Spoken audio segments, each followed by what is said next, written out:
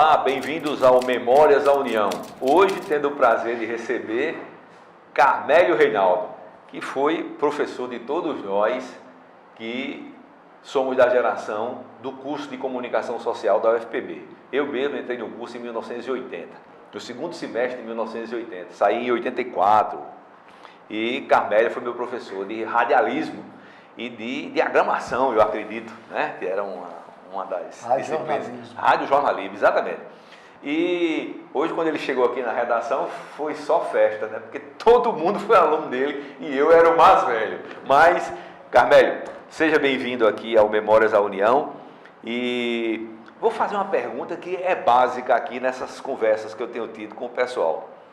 Um outro detalhe que eu queria registrar. É o primeiro professor do curso que está aqui, porque foi funcionário da União, tem história com a União.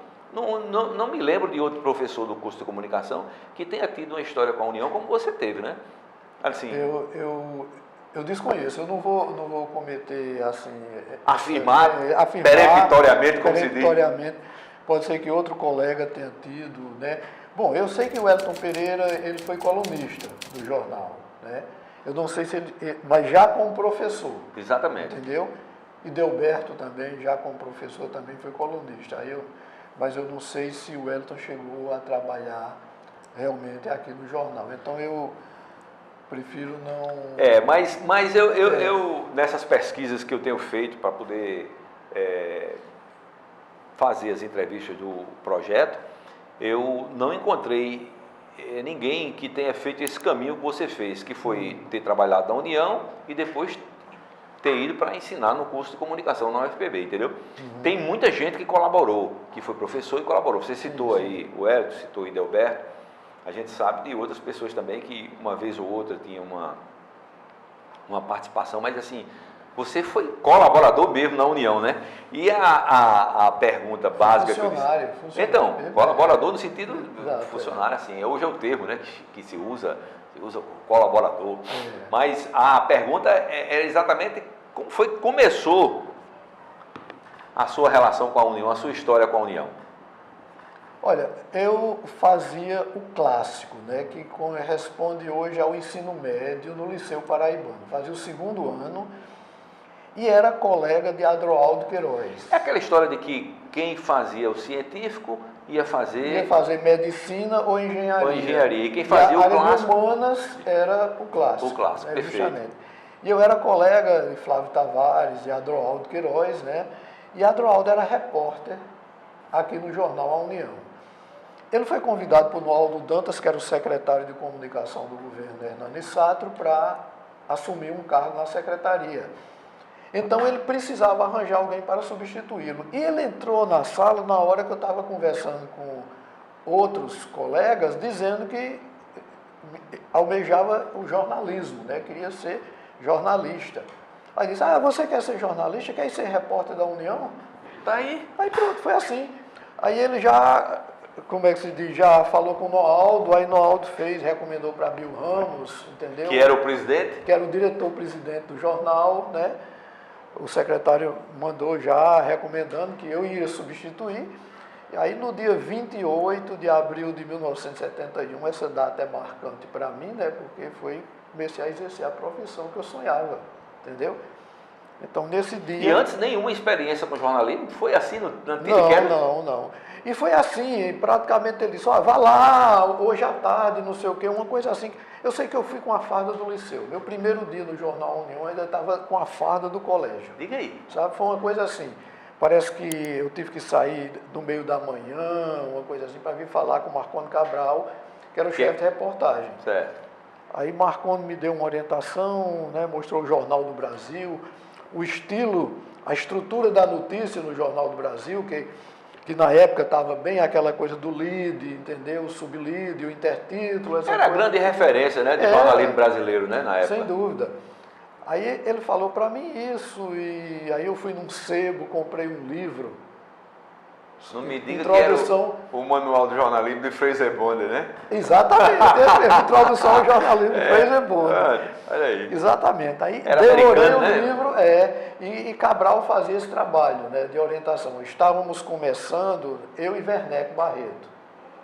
Já sentou nesse banco aí, já contou as histórias Pois dele. é, Bem justamente, humoradas e tal. Pois é, então começamos na mesma época e sempre com essa supervisão e os outros repórteres eram repórteres já experientes, né? Eram Diógenes Braine, Carlos Aranha, Cátia de França, Anco Márcio, entendeu? Então esse pessoal dava para a gente orientação e Mas você começou já como repórter. É porque tem uma história aqui que algumas pessoas mais antigas contaram, que você tinha também uma experiência com diagramação, com alguma coisa assim, mas eu acho que isso é mais por conta do curso, da aula que você dava no curso de comunicação, né? Aí já foi no Jornal Norte, porque no Jornal Norte eu fui aprendendo, eu fui prestando atenção, sabe? Aqui na União eu não atentei para esse detalhe, mas no Jornal Norte eu comecei a acompanhar, quando eu trabalhei lá, eu comecei a acompanhar como o pessoal fazia e eu fui editor do segundo caderno, né, editor de cultura, né, do Jornal Norte e comecei a prestar atenção, né, Bio, Livramento, que trabalhavam lá e como era que diagramava, e ia perguntando, sabe? Aí eles foram passando para mim, eu aprendi, eu mesmo diagramava a página. No tempo da máquina de calcular, da régua, né? Da régua, a paica e aquele divisor que tinha, dependendo do tamanho do corpo que você fosse usar, tal, né? Aquela história. Mas voltando aqui à União, quer dizer que você trabalhou com esse timão de primeira, né? Porque Bill Ramos, Marconi Cabral, Aranha, Martinho Moreira Franco, Kid Moringueira, né? Barreto Neto. Era um elenco de estrelas, né? Na época quando eu entrei na União. O governo era do de Hernando Satter? Hernando Satter, ele tinha começado o governo e ele resolveu fazer, porque a União, durante muito tempo, ela foi muito desprestigiada pelo governo do Estado. O governo do Estado prestigiava os jornais privados em detrimento da União. Logo que eu cheguei aqui em João Pessoa, uma coisa me chamou a atenção, para você ver como era. Um jornaleiro na rua, segurando o jornal A União, que ele deve ter pego distraidamente, e dizendo, Correio Norte Diário, o Diário de Pernambuco, Correio Norte Diário, embora estivesse mostrando a União, entendeu? Quer dizer, e era isso, era o grito deles, era isso, Correio Norte Diário, ele nem sequer falava. Você é natural de Santa Luzia, né? Você disse quando chegou em João Pessoa e tal. Aí terminou o segundo grau? Não. Veio para cá para... Não, eu terminei o ginásio, corresponde ao primeiro grau. Certo. Né? Ensino fundamental. Ensino fundamental. Aí veio para fazer exatamente o segundo grau. Ensino médio no liceu. Eu cheguei aqui em 69, aí fiz vestibular. Na época, eu e Werneck fizemos juntos também, entramos na mesma época, no mesmo vestibular, entramos juntos, né? Você passou quanto tempo como repórter? Foi se especializando em cultura? Ou trabalhou também em outras editorias como geral? Não, era editoria geral. Cultura, ela entrava como se fosse geral. Não havia propriamente um caderno 2. Não, assim, tinha um noticiário de cultura, tinha, mas não... Se você olhar os jornais de 71, 72, essa separação de cultura não estava tão, principalmente para reportagem. Certo. Entendeu?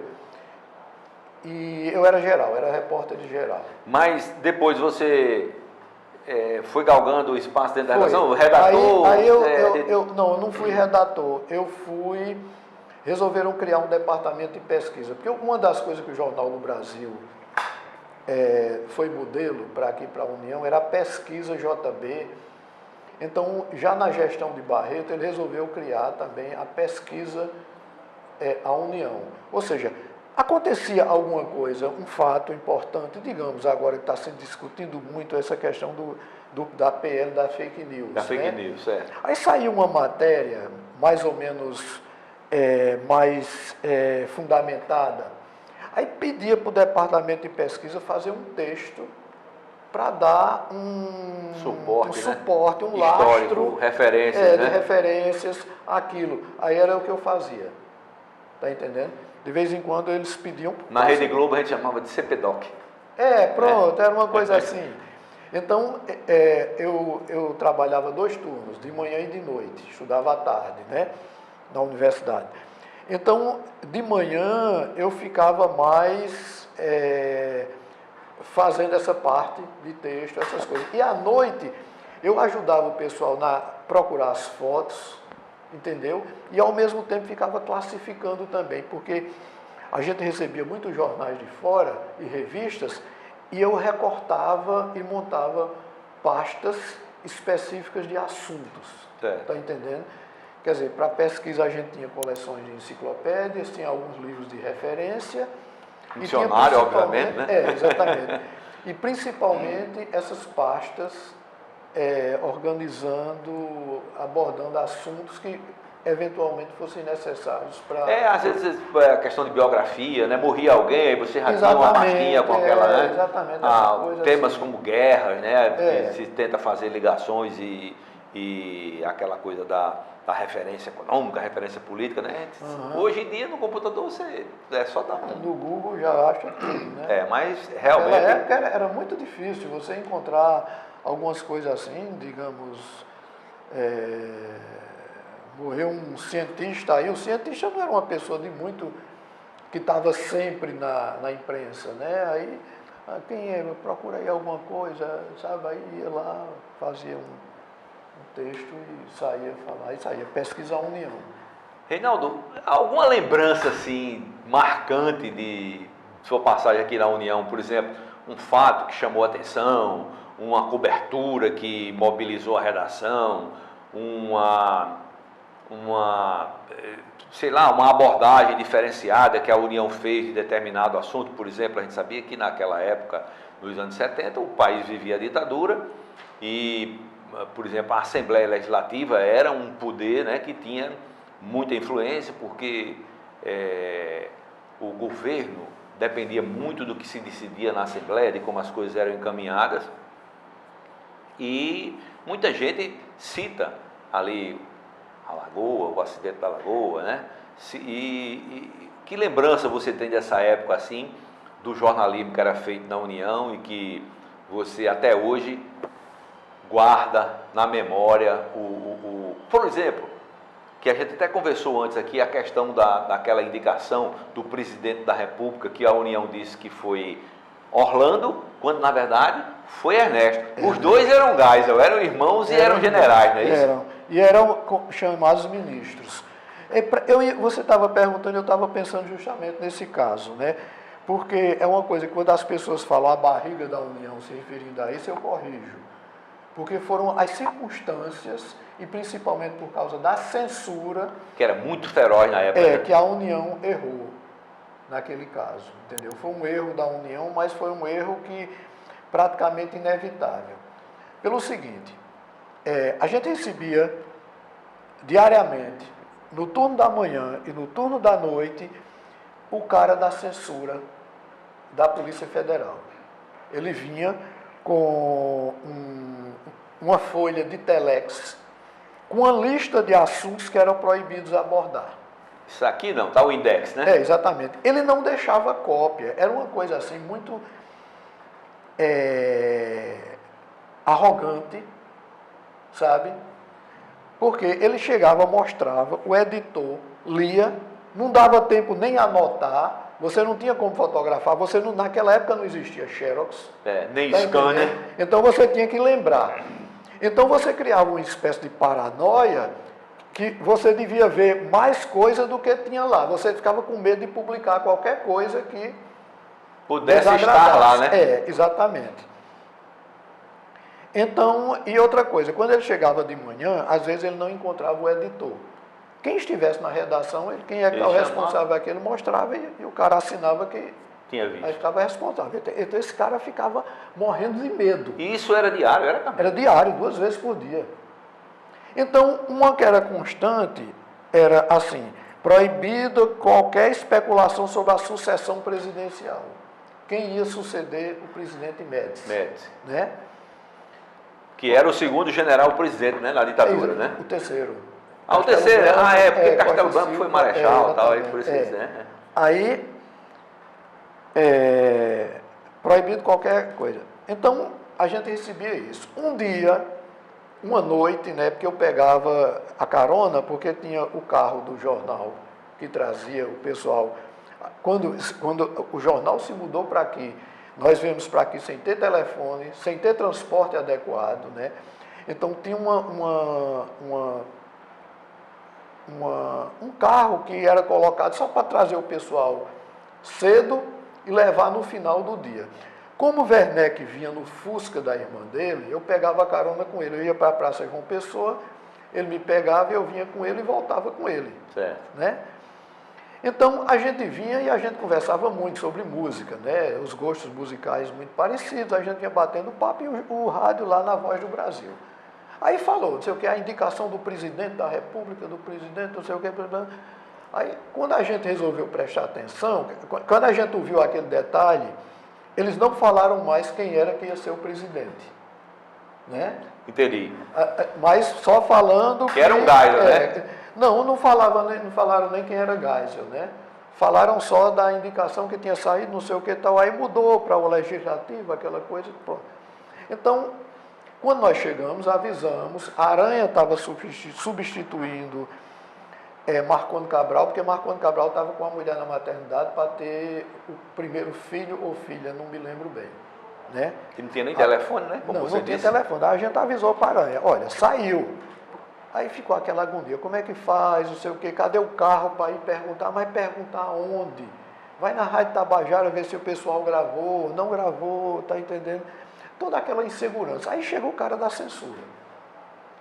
Apresenta, não tem nada sobre a sucessão presidencial.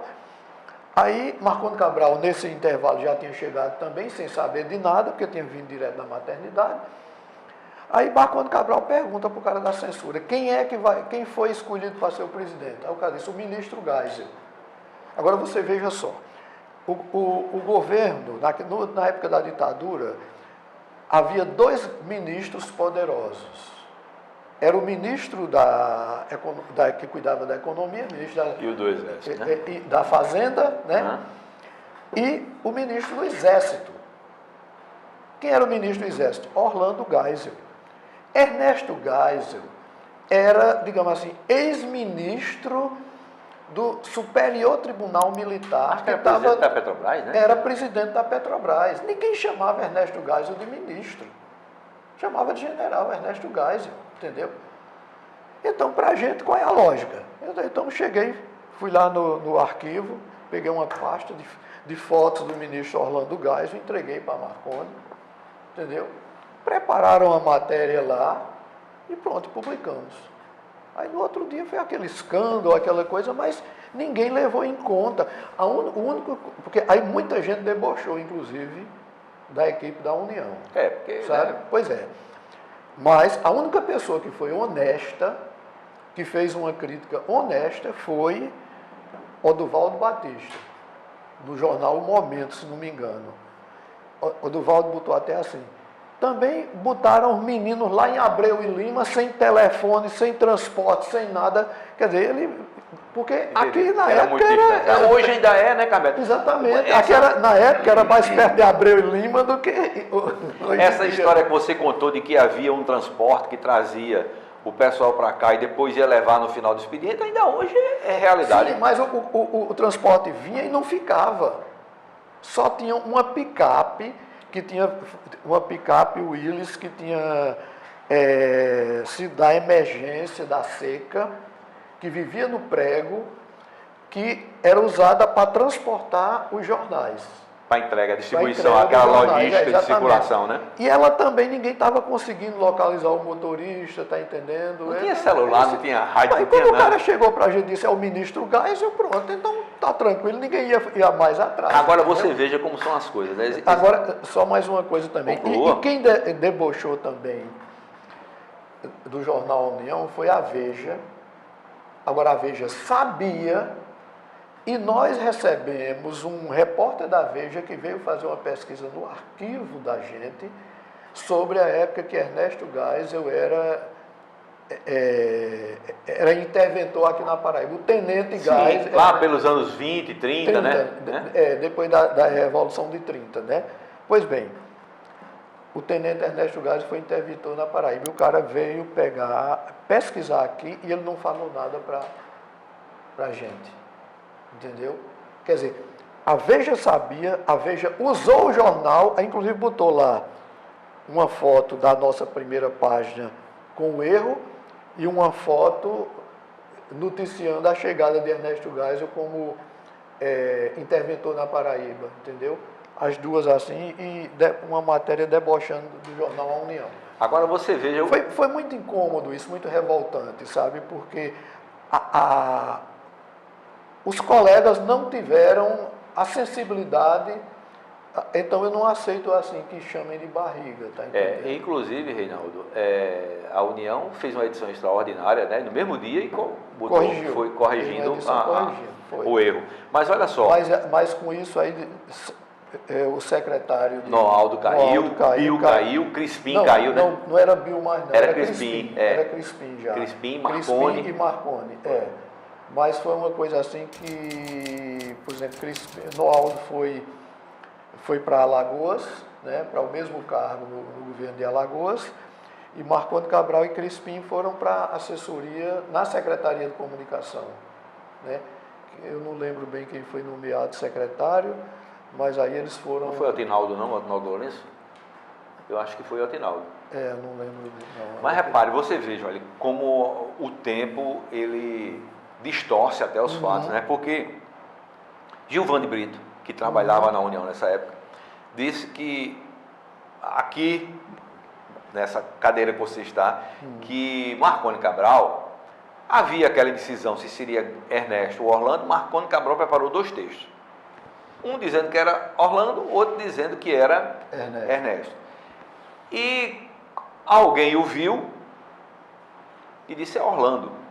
Aí, quem tinha ficado responsável para descer o material, colocou Orlando e, no entanto, havia esse erro. Outros contam...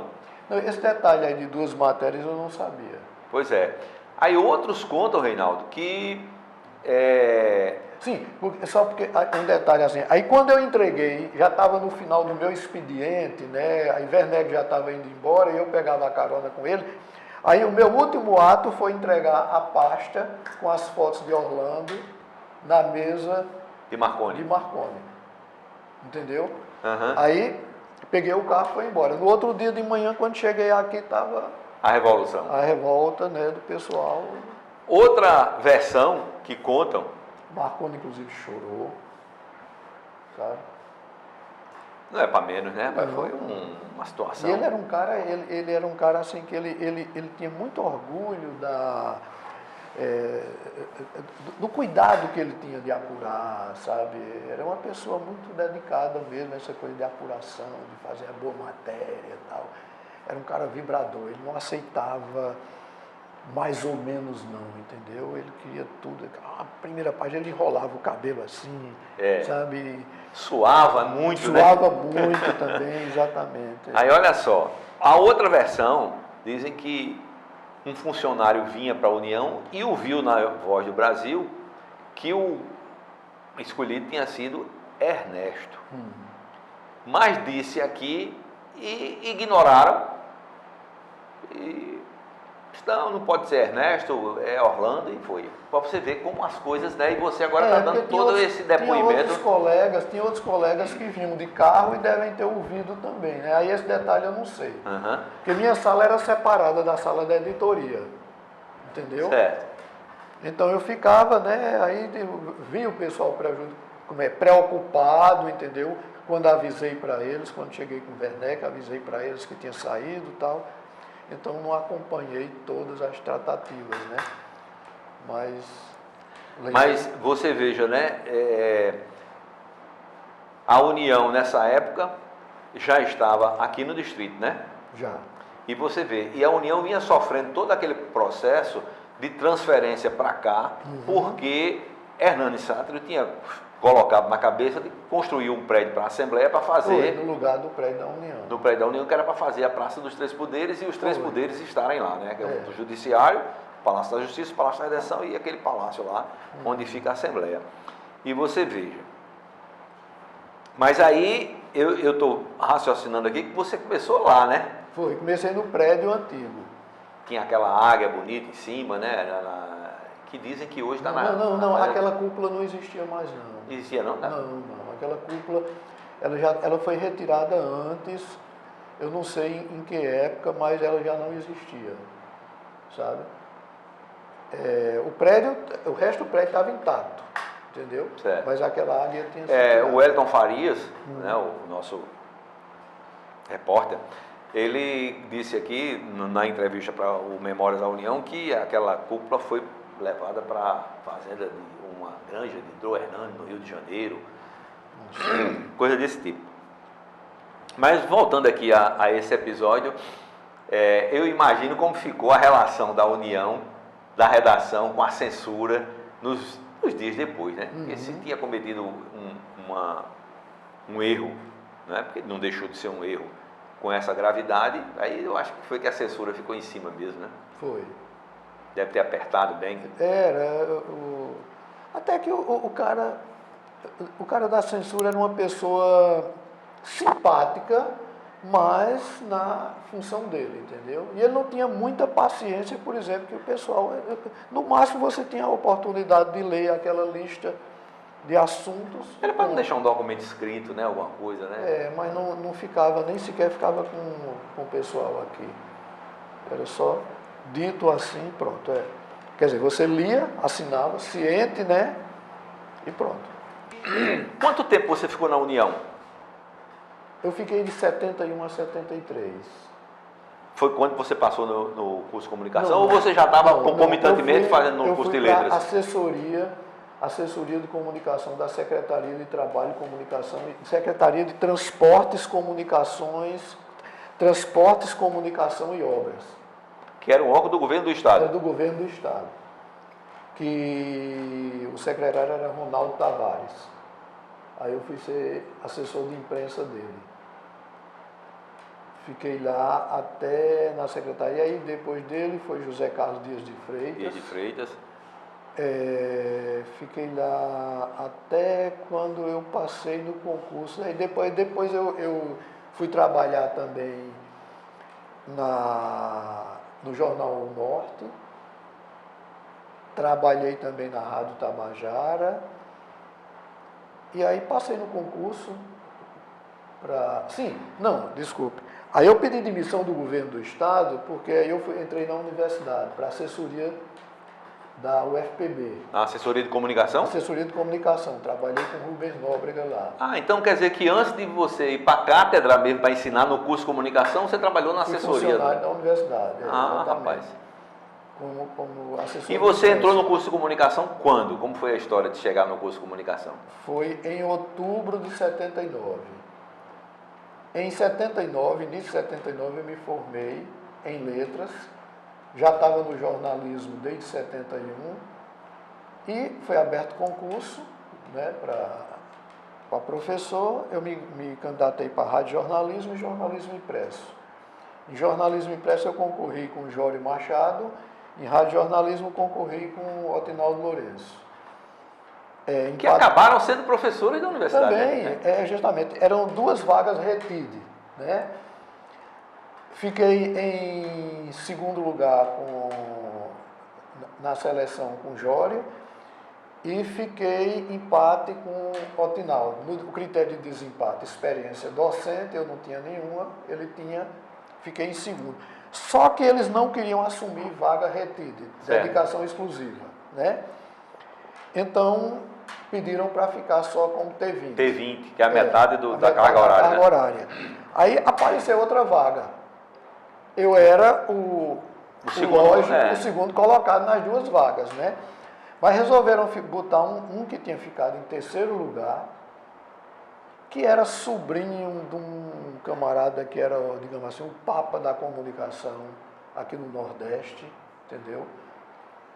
E alegaram que o fato de eu ser aluno seria contraproducente um aluno assumir como professor. Porque você era aluno do curso de comunicação, então. Tinha terminado letras e... tinha terminado letras e estava fazendo comunicação. Estava no 4º período, né? Aí... Isso no reitorado do Linaldo Cavalcante, né? Reitorado do Linaldo Cavalcante. Pelo que eu estou vendo. Aí colocaram no departamento, o departamento votou aprovando que o outro assumisse no meu lugar. Eu recorri ao Conselho de Centro, no Conselho de Centro eu ganhei, aí o departamento recorreu ao CONSUNE, o Conselho Universitário. Aí o Conselho Universitário devolveu o processo dizendo que o departamento não é parte interessada nisso, não. O departamento não tem que contestar o resultado de um concurso. Exatamente. Pessoa pode, quer dizer, individualmente alguém pode, mas o departamento não. Aí eu fui nomeado, em vez de ter assumido em julho, assumi em outubro, entendeu? Porque teve essa confusão toda. Agosto e setembro o outro chegou a dar aula. Mas, rapaz, aí tentaram... uma solução salomônica, parece que eu estou vendo. Não, tentaram me constranger, me botaram para ser professor da minha turma. Que foi a melhor coisa, porque o pessoal me apoiou. Porque realmente, você depois de todo esse clima criado, né, você imagina, cria um clima já dentro do departamento, dentro do curso, meio hostil a você. E aí bota você para ser aluno da turma, você ser professor da turma que você era integrava, né? Só que lá foi diferente, entendeu? Então a turma me acolheu muito bem, me deu muito apoio e pronto, eu consegui. Nessa brincadeirinha foram quantos anos no curso de comunicação? Como professor foram 39 anos. 39 anos, né? Eu me lembro de você bem novinho, sempre de barba, mas todo pretinho, né? De barba e cabelo pretinhos. Mas, Reinaldo, você estava me contando aqui antes da gente conversar que você trabalhou na União, onde hoje é o prédio da Assembleia, trabalhou quando a redação foi no hotel que tinha, que também foi hotel, no prédio, ali ao lado da Faculdade de Direito. Exatamente. E ao lado da Assembleia. A esquina da Duque de Caxias com a Gabriel Malagrida, naquela esquina ali também. Pronto. Aí depois trabalhou na João da Mata. Na João da Mata, em Jaguaribe, e trabalhei e veio aqui para o distrito. Nesses 2 anos a gente teve todas essas mudanças. Você estava aqui na União na época em que chegou o equipamento novo, a rotativa, que transformou, né, o processo de... Exatamente, para o offset, não estava mais não. Já tinha, né? Já. Aí, Reinaldo, você teve a experiência também no jornal O Norte, não foi isso? Tive também. Agora aí já mais especializado no Caderno 2. Exatamente. No Caderno de A. Inicialmente como redator. O Copydesk que chamava, né? Aí depois me colocaram como editor de cultura. Mas também não demorou muito tempo não, né, no Norte? Porque aí... Foram 2 anos. Também 2 anos? 77, 79. Foi quando entrou né? Entrei para a universidade. Uhum. Agora me diga uma coisa, nesse tempo... E também Rádio Tabajara, também, 78, 79. Também, né? E eu me lembro de você, aí eu iniciando, eu estava no curso de comunicação e já trabalhava na União, que eu comecei na União 13 de março de 1980, e eu me lembro de você também numa passagem muito rápida na União, acho que como redator, lá na João Amorim, ali por trás do Bom Preço, de Jaguaribe, Foi em 82, na época da Guerra das Malvinas. Foi, não foi? Foi, aí Galvão me chamou para dar uma ajuda lá, também como redator no jornal. O diretor era Petrônio Souto. E o editor era Aguinaldo Almeida, né?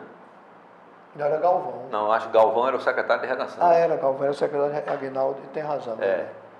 Exatamente, porque eu me lembro de você lá. Depois eu reencontrei você na universidade porque eu fui seu aluno, né? Foi coisa de 2 ou 3 meses só, uma coisa assim. E também em 76, 77, eu assinei uma coluna de teatro que saía 3 vezes por semana no jornal A União. Rapaz, tu tem uma história grande, viu, com a União. Porque só ter testemunhado a essa história da nomeação do presidente e também de ter participado de todo esse processo, né? Você estava aqui, você ficou em 70 até 72, foi? 73. Até 73, não estava aqui quando houve o problema da Lagoa, não, né? Que foi aquela tragédia. Exato. Morreram 35 pessoas. Já estava no Jornal Norte. E do curso de comunicação? Uma lembrança boa do curso de comunicação. Eu sei que, por exemplo, na educação, a gente tem esse privilégio de chegar nos lugares, né? E como você, quando chegou aqui agora na redação da União, Carmélio, professor, vai do portão até entrar na redação, sempre tem uma pessoa que foi aluna, que participou das histórias e tal, né? Aí isso geralmente é uma grande lembrança que diz a gente que valeu a pena, né? Valeu, sem dúvida. Não é? Aí chega um que lembra um episódio, Jorge Rezende lembrando que você tirou 2 pontos dele e tal. E você dizendo, então você mereceu. Deve ter merecido. Né? E você tinha uma fama assim do professor muito exigente. A coisa de tirar os pontos de Jorge, que era o seguinte, até a forma como eu entrei no curso, né, encontrando um ambiente hostil, então muitas vezes a nota que eu dava a alguém era contestada. Então, eu sempre tive uma tabela de avaliação, entendeu? Os critérios de avaliação. Por exemplo, você fazia uma matéria, entrevistava 3 pessoas, você tinha um adicional. Se você entrevistava uma, então você estava no básico, está entendendo? Então, por exemplo, se eu diminuísse a nota por outros erros naquela que você tinha lá, não tinha como subir na outra que você fez. Eu nunca publicizei isso para os alunos, porque senão o aluno ia fazer de acordo com... de olho na tabela, né? Na tabela. Então, eu sempre tive isso. Aí, porque a questão era o seguinte, de vez em quando alguém pedia revisão. Aí lá vinha outro professor me cobrar, né? Muitas vezes, porque Moacir Barbosa, ele foi coordenador do curso várias vezes, e várias vezes eu tive que dar satisfação a ele. Aí eu chegava para ele e dizia, olha, isso aqui está isso aqui é isso, isso aqui é isso aqui é isso, tá tudinho. Então, mesmo que eu soubesse que o aluno era ótimo aluno, o Elton Pereira também, Davi Fernandes também, o Elton Pereira, inclusive, parece que foi reprovado comigo em diagramação, entendeu? A nota de Jorge, eu sabia que o camarada era ia bom. contestar, sim. Está entendendo? Mas eu não podia fazer nada por causa da transparência. Está entendendo? Então, em algum momento, alguém ia contestar. Até meu último semestre, eu ainda tive que recorrer a essas situações. Está entendendo? Então, foi sempre assim.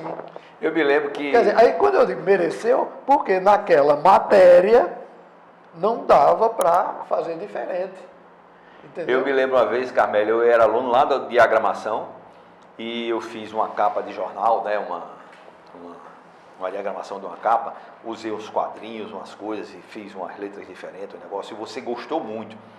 Mas mesmo assim você não deu a nota, digamos a nota 10, eu não sei qual foi a nota, porque quando eu coloquei os títulos dentro do quadrinho, eu não respeitei uma defesa para a linha do quadro, para botar o texto. Aí você fez marcou. Pronto, está vendo?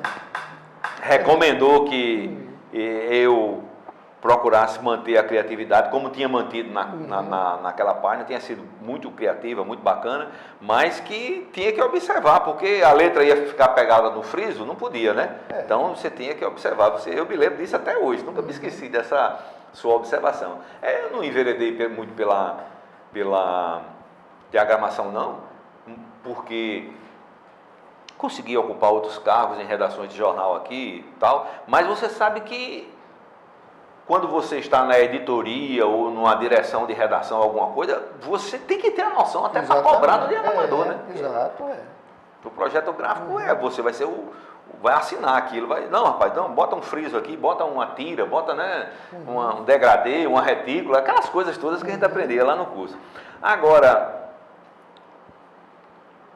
como é que você, que veio do jornalismo impresso antes do curso de comunicação, foi da primeira turma do curso de comunicação, entrou na universidade e deu aula na primeira turma do curso de comunicação, e como é que você viu toda aquela polêmica que foi gerada do jornalista profissional do batente contra o jornalista vindo do curso de comunicação? Porque houve uma polêmica muito grande, né? Houve uma campanha, na verdade, houve realmente uma campanha contra, né? E, para mim, incomodava muito. Eu era aluno do curso, né? E na redação o pessoal tem uma posição e eu discordava daquilo, entendeu? Porque, na verdade, o curso de comunicação, ele modernizou o jornalismo paraibano, sabe? Quando as primeiras turmas começaram a sair, aquela geração, porque era muito assim, eu mesmo, como entrei, não, ele escreve bem. Mas você sabe que para ser jornalista não basta escrever bem. Escrever bem é, digamos assim, é o fundamental. É a obrigação, né? É a obrigação. Porque, afinal de contas, né? É, exatamente. Então, aí começaram a chegar pessoas que já tinham uma visão fundamentada em ciência sobre o jornalismo. Inclusive as primeiras turmas, o curso privilegiava muito a parte realmente de teoria, né? De uma forma até exagerada. A gente criticava isso, porque cobrava demais. Mas essa turma foi fundamental para arejar o jornalismo paraibano. Tem uma coisa que eu me lembro muito bem que Gonzaga Rodrigues falava, que um dos defeitos do jornalismo paraibano, que é interessante também, Gonzaga foi um dos que lutou pela implantação do curso. Eu sei disso. Gonzaga como presidente da API. Uhum. Né? E Gonzaga dizia que um dos grandes defeitos do jornalismo paraibano é que ele imitava o jornalismo pernambucano. Sabe? Não tinha vida própria, né? Não, e outra coisa, ele não tinha, ele era extremamente conservador. Ele não tentava inovar. Em todas as áreas, né? Em todas as áreas. Nem na diagramação, nem na edição, nem na reportagem, exato, né? Aí ele citava outros estados onde havia um jornalismo mais dinâmico, tá entendendo? Que o pessoal, eu me lembro bem uma fala dele em algum lugar sobre isso, sabe? E eu acho que as primeiras turmas conseguiram fazer esse arejamento. Eu me lembro. Muitos de vocês começaram a trabalhar, inclusive, antes de se formar, né? É o meu caso. Pois é. Aí teve a fase justamente da união, né? A união no governo de Ivan Bichara, com Aguinaldo Almeida. Ivan Bichara e Buriti, né? E Buriti, tá entendendo? A união melhorou bastante, o Jornal do Norte também, o Correio, inclusive. Quer dizer, deram uma arejada no jornalismo impresso paraibano, deram uma arejada. Até porque, Reinaldo, se trouxe muito da universidade para o jornalismo a necessidade de referências, né? A necessidade de não apenas dar a versão, a outra versão, mas de sedimentar aquilo cientificamente, né? Foi ali que a gente aprendeu a fazer leituras de signos, de significados, de significantes, semiótica, Roland Barthes, aquele povo todo. Sim, exatamente. Né? A gente tinha, e eu me lembro que das polêmicas, eu até participei, eu estava começando mesmo, mas participei da produção de uma plaquetezinha que a União fez sobre jornalismo. E eu fiz umas entrevistas e fiz umas matérias para essa plaquete. E a gente, rapaz, depois que estava tudo pronto, né? Aí Aguinaldo, que é brilhante, né? A gente sabe disso, e foi editor durante muitos anos, e assim, muita gente teve o privilégio de aprender com ele, como foi o meu caso, de aprender no batente. Aguinaldo, depois que viu aquilo ali, ele chegou assim: ô Luiz, vem cá, cadê o outro lado aqui? Aqui tem Jomar, aqui tem Custódio, aqui tem Gonzaga, né? Tem Lena Guimarães, mas cadê o outro lado que contesta isso? Cadê Bill Ramos, por exemplo? Porque Bill tinha se insurgido contra o curso de comunicação de uma maneira muito veemente. Bill foi um dos mais ferozes inimigos, foi Bill Ramos. Né? E tinha também aquela época, Carmélio, que a gente não pode deixar de contextualizar. A universidade cresceu demais com Linaldo Cavalcante. Linaldo contratou muitos professores, né, que deram um status, a universidade passou a ser o segundo orçamento da Universidade do Brasil, era uma referência, né, era a Universidade do Rio de Janeiro e a Universidade Federal da Paraíba, e aí muita gente de fora veio ensinar na universidade, e Bill também se insurgiu contra esse pessoal, chamando, dizendo, aquela coisa da xenofobia, né, que era contra Chazin, que era o presidente, José Chazin, que era o presidente da ADUF na época, não era? Houve uma campanha realmente xenófoba, pesada contra os professores de fora, né? Mas que eu acho que durou pouco, sabe? É porque... Foi em 79, principalmente foi na época que eu entrei, né? em 79, aí houve essa campanha muito pesada, começou em 77, mas piorou na época que eu entrei. Mas eu acho que 2 anos depois já estava tudo acalmado, né? Porque aconteceu assim, Linaldo, ele precisava criar um corpo docente muito bom. Ele tinha trabalhado com o ministro da Educação, Ney Braga, e como pró-reitor de planejamento dele, ele trouxe o sobrinho de Ney Braga. Um cara que se apaixonou pela Paraíba, realmente. Eu fui embora depois porque eu acho que alguma coisa... Mas, inclusive, a filha dele, ele botou o nome da filha Manaíra. Ele morava em Manaíra, ele botou o nome da filha dele Manaíra, tá entendendo?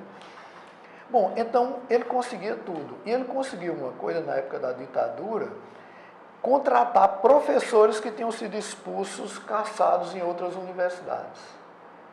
Ele teve autorização de trazer esses professores para cá, sabe? Gente que tinha sido preso político, como Eleonora Menicucci, que foi presa junto com Dilma. Foi professora da gente no curso também, né? Foi, exatamente, ela deu aula no curso de jornalismo. Pois é. Né? Zé Luiz Braga, que tinha Zé sido... Luiz Braga, Fausto, né? Mas Zé Luiz tinha sido caçado na UNB. Na UNB. Entendeu? É. Gente que estava exilada, entendeu? Ele trouxe... Ele teve força política para... Ele teve para bancar isso, né? Para bancar isso, entendeu? E teve aquele... FPB, de modo geral, sabe, cresceu muito. E Linaldo, além de ter sido um grande administrador, um visionário em relação à universidade, teve também alguns episódios de muita autoridade e de muita presença da consciência política e democrática. Por exemplo, quando a Polícia Federal invadiu o campus à procura de uns estudantes, alguma coisa, você se lembra disso? Que na minha universidade... Foi na minha universidade, não entra sem que eu mando, não. Foi na reitoria, mas foi à noite, aí só no dia seguinte que ele soube, foi. Né? Foi. Que era uma mostra de cinema que era o pessoal de comunicação e artes que estavam fazendo, né? À noite lá no prédio da reitoria, que a reitoria na época não era no campus, era aqui na frente do liceu, né? E a Polícia Federal lá, e ele reclamou realmente. Ele reclamou, foi. Da invasão. Só entra com minha autorização e ele conseguiu se impor, né? Foi. Mas, Reinaldo, só para a gente não dizer que não tocou nesse assunto, como é que você está vendo, depois desses anos todos na cátedra, depois de ter formado gerações e gerações de jornalistas, de ter começado no impresso, no quente, né? Aí passou pelo offset, aí hoje a gente chega a esse jornalismo das redes sociais, esse jornalismo da internet, o jornalismo que, por exemplo, não tem o compromisso que era uma lei na época da gente, que era o seguinte: fidelidade canina aos fatos. Porque a gente, no máximo, teria um dia para apurar e depois que publicasse, aí já estava publicado. Hoje em dia, você vê, por exemplo, no jornalismo eletrônico, o sujeito dá uma informação aqui, aí daqui a pouco corrige a informação, bota a informação nova, que é totalmente diferente da informação original, simplesmente porque não apurou. Né? Porque ouviu o zuzuzum e nessa afã de dizer primeiro, de noticiar primeiro, vai de qualquer jeito. Você não acha que o jornalismo ficou mais irresponsável, se tornou um pouco... Não, eu acho que não. Nesse menos aspecto, reflexivo, por exemplo? Não, nesse aspecto eu acho que havia, digamos assim, são situações que são um pouco diferentes. Historicamente diferentes, né? A gente publicava e a gente não se preocupava muito como é que o público ia reagir, porque o público não tinha uma forma de reação à altura do seu alcance. Só aquela cartinha do leitor? Era uma carta do leitor, um telefonema, não sei o que alguém recebeu, não passou para ninguém, mas aquilo não era publicizado, quer dizer, você fazia comunicação de massa e o outro fazia uma comunicação individual, praticamente. Se fosse conveniente para você, você publicava a carta do leitor. Se não fosse, você nem publicava. Pronto. Ignorava. É como Galvão dizia, não, eu vou publicar na sexta. Na cesta do lixo. Entendeu? Então, hoje em dia não. Quando você não consegue a retratação, você vai às redes sociais e cobra, né? Então, eu acho que hoje em dia o pessoal está muito mais cuidadoso, sabe, Luiz Carlos? Eu acho isso. E eu percebi, inclusive, que teve muita gente que se impactou quando começou a perceber que a rede social amplificava a queixa que a pessoa tinha contra o jornalismo. Eu lembro de algumas pessoas que no começo deixaram de abrir e-mail, deixaram de acessar a rede social porque não aguentava A pressão. a pressão de qualquer coisa, porque aí o pessoal começou a se apegar a detalhe. Não era só A informação em si, né? A informação completa, quer dizer, o principal da notícia, mas um detalhe, um nomezinho, um acento a mais, uma coisa assim, tá entendendo? O pessoal já estava reclamando de tudo. Então, eu acho que hoje o jornalista está sendo muito mais cobrado.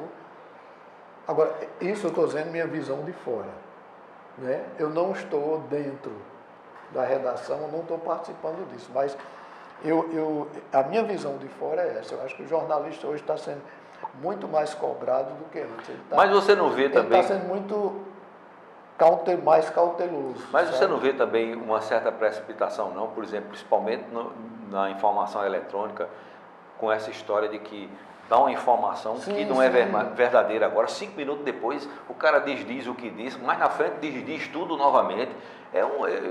Exatamente, isso aí... Além do fato de que fica parecendo que o que foi produzido não foi produzido por um jornalista, que foi mal apurado, que foi mal checado. Que é uma coisa assim, que algumas pessoas estão com essa preocupação do furo, né? E eu acho que hoje em dia essa história do furo não faz mais sentido, de quem deu primeiro. É impossível você mensurar quem deu primeiro, por exemplo, que aconteceu hoje uma operação da Polícia Federal e apreenderam, de busca e apreensão na casa de Bolsonaro. Eu vi. Quem deu primeiro? Interessa quem deu primeiro? A informação está circulando, né? Exatamente. Interessa quem tem mais informação, a informação fundamentada. São esses que nós vamos procurar. São os detalhes, né? Aquela coisa da informação exclusiva. Quem tem mais informação mais rica, mais exclusiva, é isso que a gente vai procurar, e não quem deu primeiro. Uma coisa que chama atenção também é o fato de que, de certa forma, hoje, aí você como professor de comunicação também pode fazer uma leitura aí, todo mundo virou jornalista, né? Porque o celular virou uma câmera fotográfica de última geração.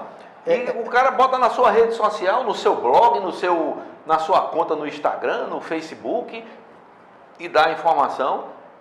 E aí é onde eu entro, sem ser jornalista, sem saber que tratamento técnico aquela informação precisa ter para ter credibilidade. Sem os critérios jornalísticos, de uma forma irresponsável, porque nós jornalistas temos que zelar pela nossa credibilidade.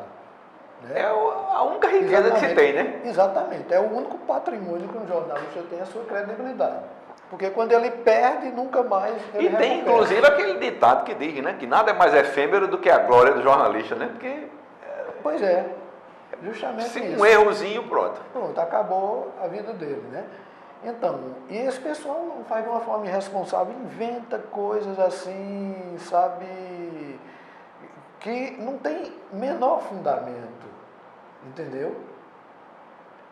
Eu, no grupo da família, um dia desse, eu chamei a atenção do pessoal que botaram, né? O pessoal, a maioria anti-Lula, né? A maioria bolsonarista, e botaram lá que a neta de Dilma estava envolvida, infiltrada na invasão do Palácio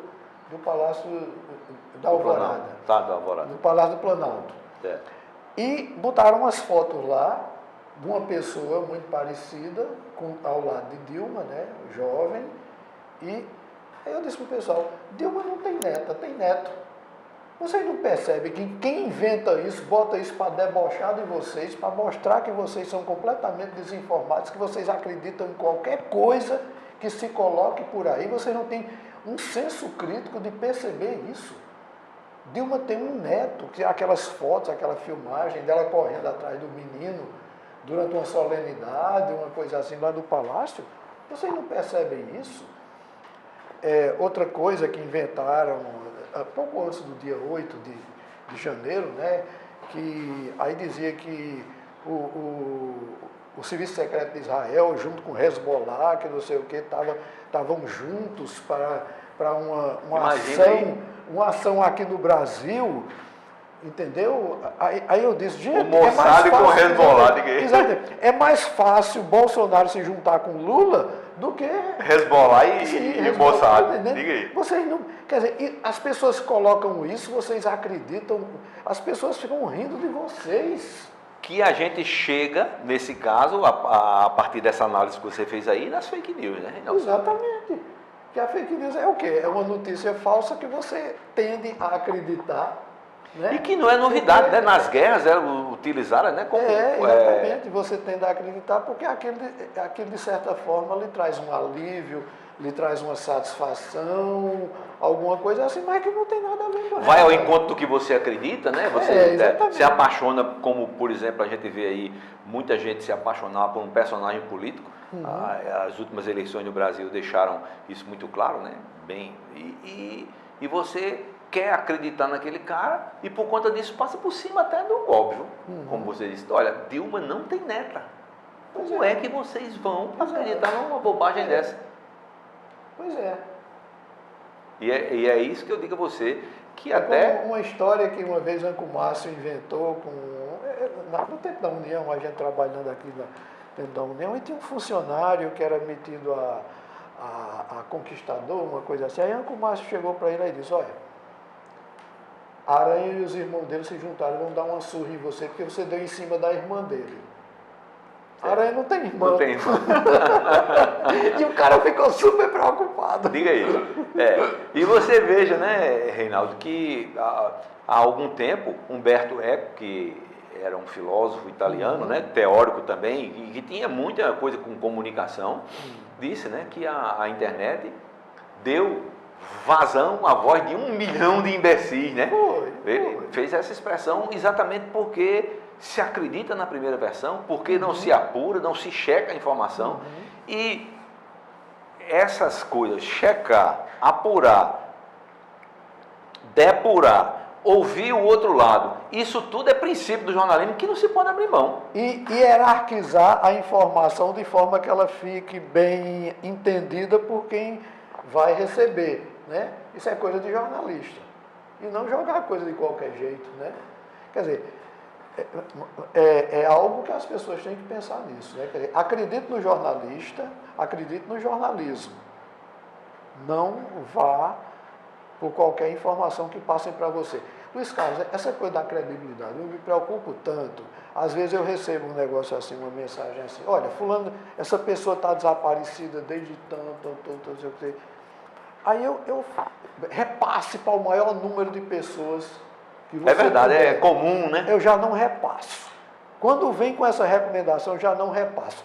Se eu não conhecer aquela pessoa, porque não adianta um amigo meu que eu conheça chegar e me pedir para compartilhar aquilo, entendeu? Porque o meu amigo pode também estar sendo enganado.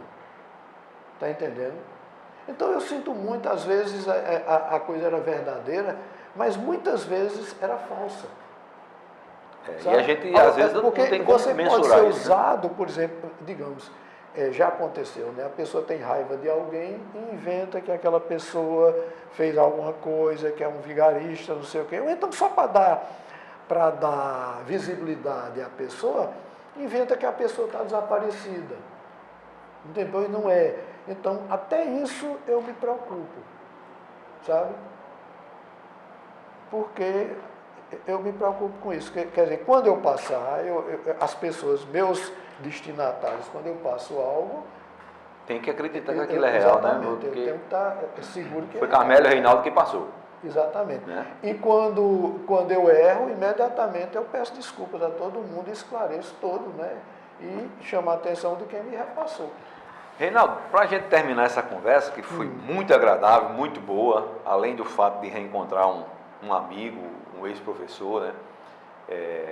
E um ex-colega da União, eu queria que você eu queria a sua avaliação sobre a importância de um veículo impresso com 130 anos que consegue resistir a essa avalanche das mídias sociais e que está aí como sendo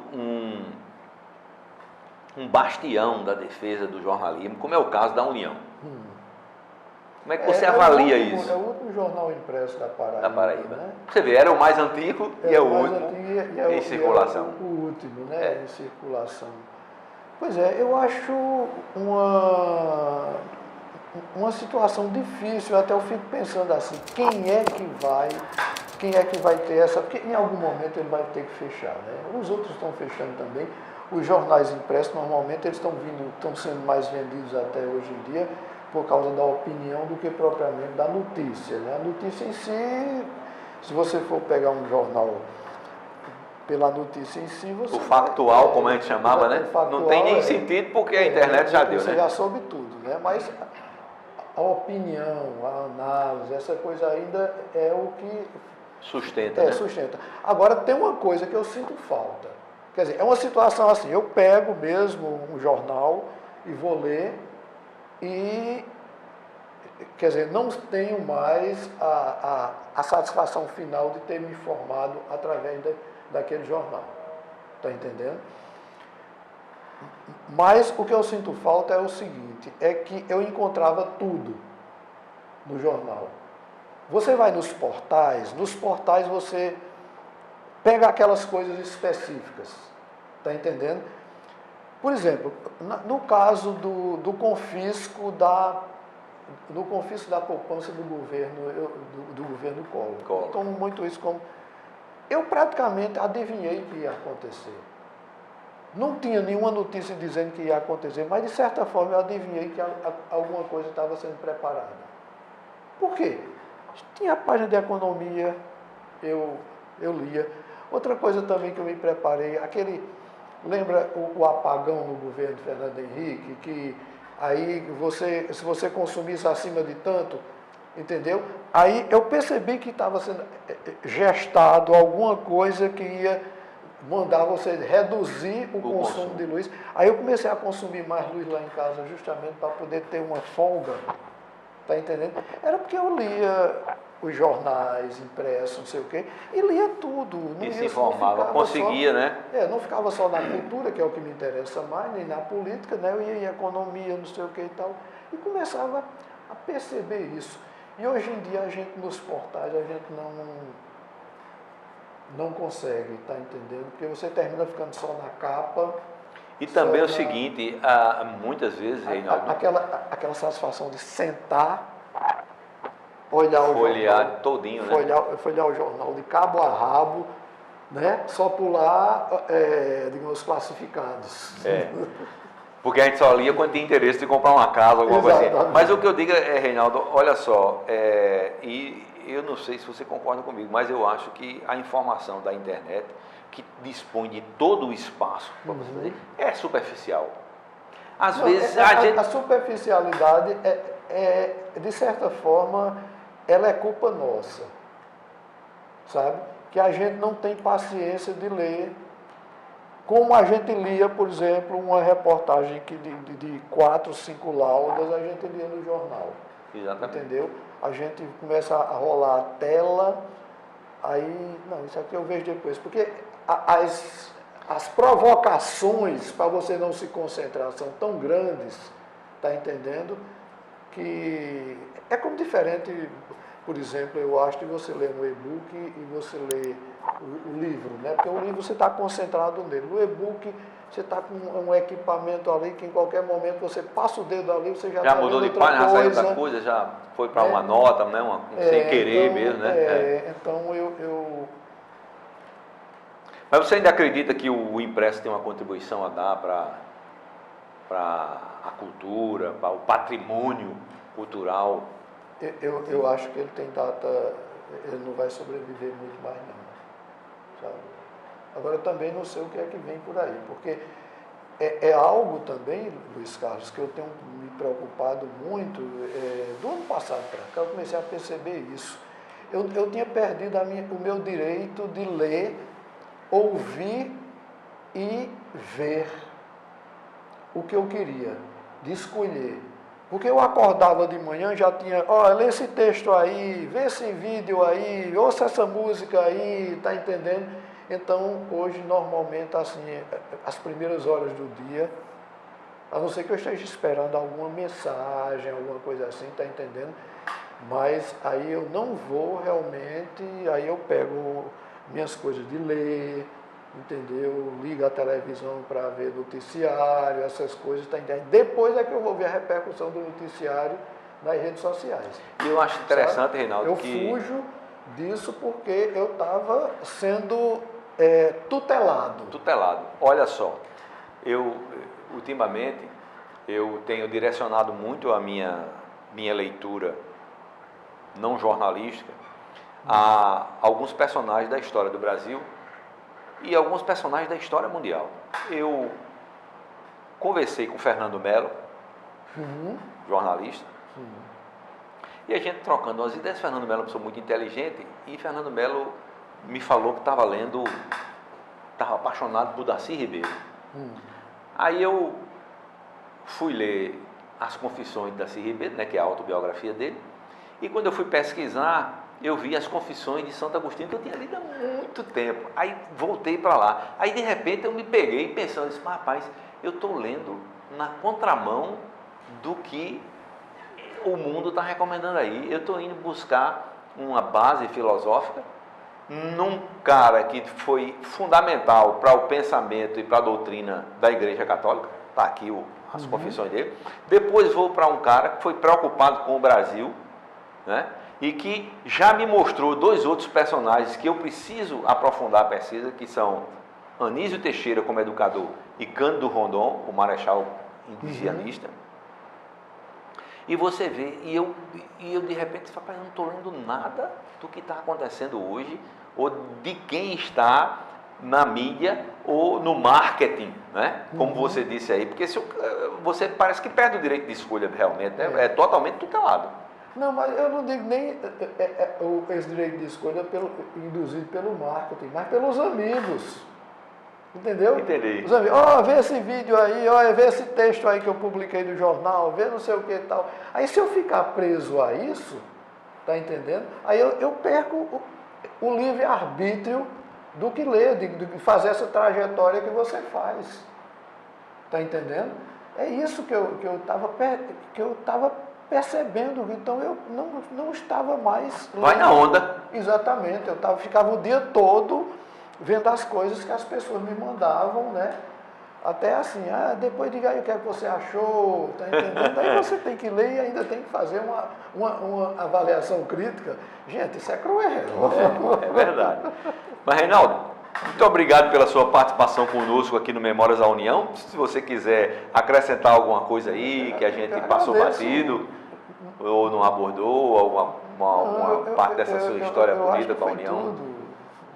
Deu para conversar bem, né? Deu para conversar bem. Então, rememorar minha passagem aqui, que foi fundamental na minha formação, né? Até clichê dizer que a União foi minha primeira universidade, mas é óbvio, eu tive bons professores. E teve muita gente boa, como o Zé Américo, que disse isso, né? A União foi a minha faculdade, a minha escola. Justamente. E parabenizar vocês, né? De estarem recuperando essas histórias, recuperando a memória, porque eu lembro que eu participei de uma tarefa aqui no Jornal A União, os 80 anos do Jornal A União, né? Eu participei da elaboração de uma edição especial e a gente teve muita dificuldade de levantar a história, porque o anterior, do que tinha acontecido antes, tudo que se tinha era a coleção do jornal. Sabe? O que aconteceu nos bastidores, todas essas coisas, ninguém tinha nada, né? E sempre se então, fala... isso que vocês estão falando, de certa forma, não contempla toda a história do jornal, mas pelo menos a partir de um determinado momento vocês estão recuperando. É um retrato de uma época. Parabéns a você, ao jornal, à EPC, ao governo do Estado, porque isso é fundamental. E você veja, o arquivo da União é uma referência. Uhum. Apesar de todas essas dificuldades, né? Porque a gente vê assim, eu sempre faço esse raciocínio. Olha, a imprensa chegou ao Brasil em 1808, com a vinda da família real. 89 anos depois, a União surgiu. Se você considera que o Brasil tem 523 anos, a União tem 130, um quarto da história do Brasil está na União. Exatamente. E se você levar em consideração de quando a União foi fundada e a vinda da imprensa, está quase a metade. Eu fiquei fascinado nessa pesquisa dos 80 anos com a cobertura que a União dava da Segunda Guerra. Tá vendo? Tem aqui, ó, tem registros aqui nesse cenário. Tem algum lugar aqui que fala sobre guerra, que fala sobre... A cobertura da Segunda Guerra eu achei, sabe, fantástica, porque aí o pessoal me explicou, porque tinha o rádio escuta. A rádio escuta. Sabe? Né? Então a rádio escuta ficava 24 horas, alguém de plantão ouvindo as notícias, aí fazia uma espécie de resumo, que ia para a editoria, e depois o pessoal construía a matéria. Está entendendo? Então a União praticamente tinha a mesma fonte que os jornais do Sul tinham, entendeu? Simultaneamente. Então ela não reproduziu o que o Jornal do Sul publicou. Ela reproduzia realmente diretamente, ou então das agências de notícias também, né? Mas ela tinha a sua própria autonomia através da rádio escuta. Sabe? Então, são essas coisas. E aí, como recuperar, por exemplo, o trabalho do rádio escuta, né? Você já conseguiu alguém que tenha... Não, Porque não. Quando eu cheguei já não existia mais. Olha aí, tá vendo? Já... Tá entendendo? Eu acho que talvez Gonzaga possa falar alguma coisa sobre isso, mas o depoimento de Gonzaga foi muito rico, porque Gonzaga é um patrimônio, né? Sem dúvida. Aí, e a construção das coisas feita por ele é uma construção muito poética, né? Para tu ter uma ideia, ele disse: Neguinho, quando eu fazia uma biografia, um perfil, um elogio, no tempo que o jornal impresso tinha muito prestígio, o telefone não parava. Na rua eu era saudado porque tinha feito aquele texto, aquela coisa. Hoje eu vou no ponto Sven um pé de pessoa não me reconhece. Eu vejo a hora, o Paraíba Palace Hotel, só o casario me reconhece. Eu vejo a hora, o Paraíba Palace Hotel se curvar e fala: Oi, Gonzaga, tudo bem? E com essa historinha bem humorada, eu volto a agradecer a sua presença aqui, Carmelo. Muito obrigado pela disposição, por ter vindo, por essa contribuição. E a você, o meu muito obrigado pela audiência e até a próxima edição do Memórias da União.